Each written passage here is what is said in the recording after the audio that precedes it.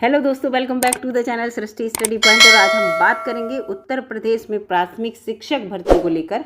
जी हाँ, प्राथमिक शिक्षक भर्ती अभी जो लास्ट टाइम हुई है वो हुई है, आपको पता है 69,000 भर्तियाँ, और उसमें बीएड वाले बच्चे भी लिए गए थे। ठीक है, लेकिन अब जो सुप्रीम कोर्ट का निर्णय है अगस्त में, उसमें बीएड वाले बच्चे जो हैं वो पीआरटी की भर्ती के लिए एलिजिबल नहीं माने हैं सुप्रीम कोर्ट ने। अब यहाँ पर जो पेच अटका हुआ है 69,000 की, मैं यहाँ पर क्यों बात कर रही हूँ, वो पेच ये है कि 69,000 भर्ती में बीएड वाले बच्चे तो ले लिए गए, और बीएड वाले बच्चे किस शर्त पे लिए गए थे? जो एनसीटीई का जो अधिसूचना थी 2018 वाली, उसमें ये था कि बीएड वाले बच्चे ले लिए जाएंगे पीआरटी में, लेकिन ज्वाइनिंग से पहले उन्हें 6 महीने का जो है ब्रिज कोर्स करना होगा। आप सभी को पता है ये वाली जो पूरा स्टोरी है। तो उन 69,000 बच्चों में जो बीएड डिग्री धारक हैं उनका 6 महीने का ब्रिज कोर्स अभी नहीं हुआ है, जबकि ये ब्रिज कोर्स हो जाना चाहिए, और उनकी ज्वाइनिंग को 2 साल से ज़्यादा हो गए हैं। तो यहाँ पर वो बच्चे परेशानी में हैं इस समय। बच्चे नहीं, अध्यापक बन चुके हैं वो इस समय, 2-2.5 साल से अध्यापन कार्य कर रहे हैं। तो यहाँ पर यही है, बिना ब्रिज कोर्स बेसिक शिक्षक बने बीएड डिग्री धारक अब मुश्किल में दिख रहे हैं, क्योंकि इसको लेकर बहुत से बच्चे कोर्ट में भी जा रहे हैं। आपको पता है शिक्षा मित्र भी कोर्ट में जा चुके हैं, और डीएलएड और बीटीसी वाले भी कह रहे हैं कि ये जो 69,000 में बीएड लगे थे, इनके खिलाफ जो है केस करने की बात जो है उनके मुंह से भी आपको सुनने को मिल रही होगी। तो इसीलिए चिंता की बात ही है। जो बच्चा जॉब कर रहा है उसको इस समय भले ही ये कहा जा रहा है कि 69,000 पर कुछ भी आंच नहीं आएगी, सुप्रीम कोर्ट का निर्णय उन पर लागू नहीं होगा, लेकिन जो जॉब करता है वो घबराता है। तो ट्रेनिंग नहीं करवा सक रहा है विभाग, जबकि शिक्षक कह रहे हैं कि हमारी जो 6 महीने की ट्रेनिंग है वो कराइए। वो क्यों नहीं कराई जा रही है? अब यहाँ पर विभाग क्या बात कह रहा है वो भी मैं बताऊँगी, और उसके साथ साथ जो है 6 महीने का ब्रिज कोर्स क्यों नहीं हुआ है इसके बारे में भी पूरी जानकारी दूंगी। अगर वीडियो में बने रहिएगा दोस्तों, और वीडियो अच्छी लगे तो लाइक कीजिएगा, चैनल पर नए हो तो सब्सक्राइब भी कर लीजिएगा। ये देखिए यहाँ पर पूरा इसको पढ़ते हैं। बेसिक शिक्षक भर्ती के लिए बीएड की डिग्री अमान्य कर दी गई है, आपको पता सुप्रीम कोर्ट के द्वारा, ये मैं पहले ही बता चुकी हूँ। ऐसे में बिना ब्रिज कोर्स के 3 साल से है, 2 साल से ज़्यादा हो गए, लगभग 3 साल होने वाले हैं।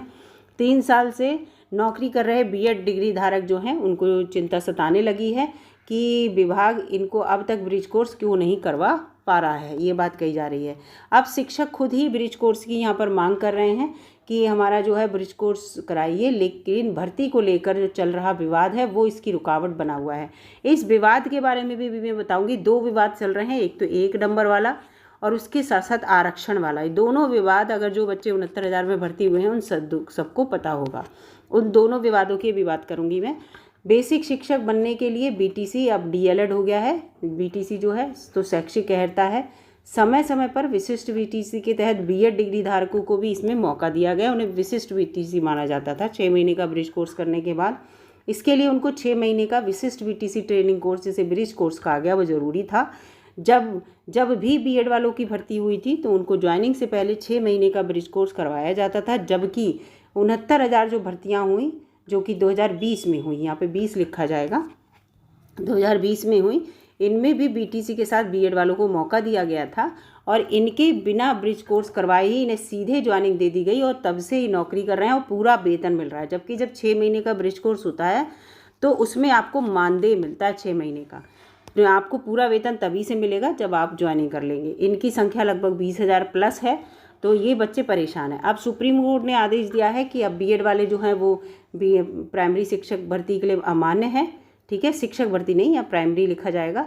ये निर्णय भविष्य की जो भर्तियां उन पर लागू होगा जिनका पहले से ही ब्रिज कोर्स हो चुका है और प्रक्रिया के तहत नौकरी कर रहे हैं, वो निश्चिंत रहें यहाँ पर। जबकि 69,000 वाले बच्चों का जो है उन्हें चिंता सता रही है, क्योंकि उनका ब्रिज कोर्स नहीं हुआ है, कहीं भविष्य में उन्हें दिक्कत ना हो जाए।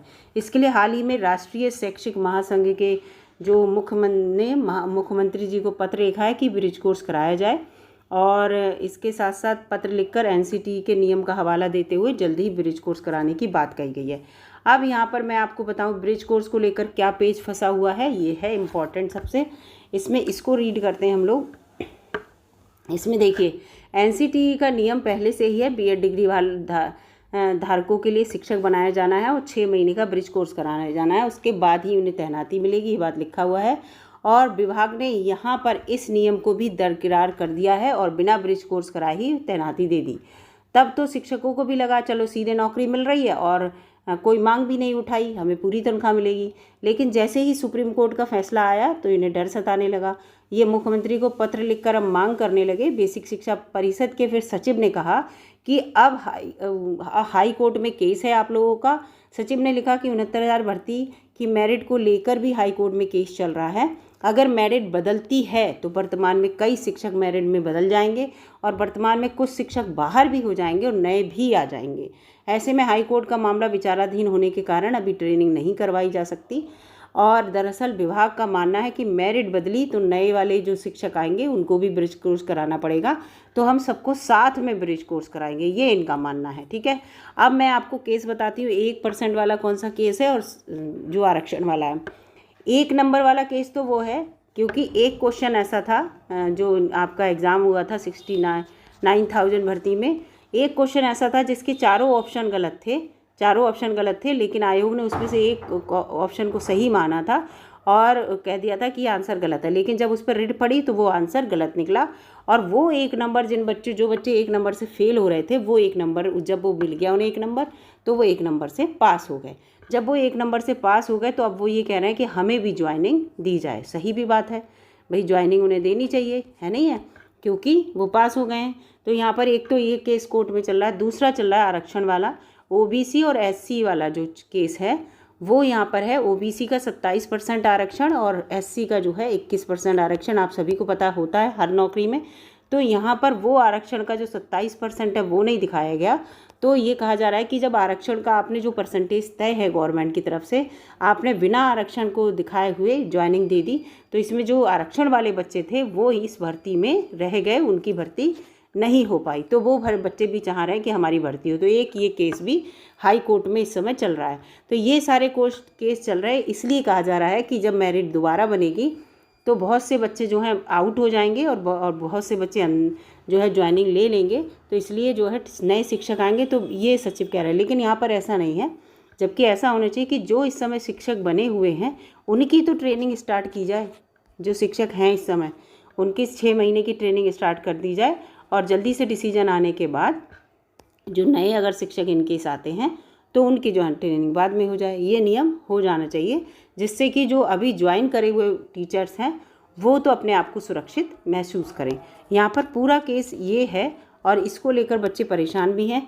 और जबकि ये मैं पहले भी आपको बता चुकी हूँ कि जब तक आपका 6 महीने का ब्रिज कोर्स नहीं हो जाता है, आप जो हैं बीएड वालों की बात कर रही हूँ, वो यहाँ पर प्राइमरी के लिए टीचर नहीं होते हैं। क्योंकि 6 महीने का कोर्स की मतलब यही है कि जो बीएड वाले हैं उनको ये सिखाया जाता है 6 महीने में कि आप 1 to 5th वाले बच्चों को कैसे पढ़ाएंगे, क्योंकि बीएड की डिग्री जो होती है वो बड़े क्लास के लिए होती है।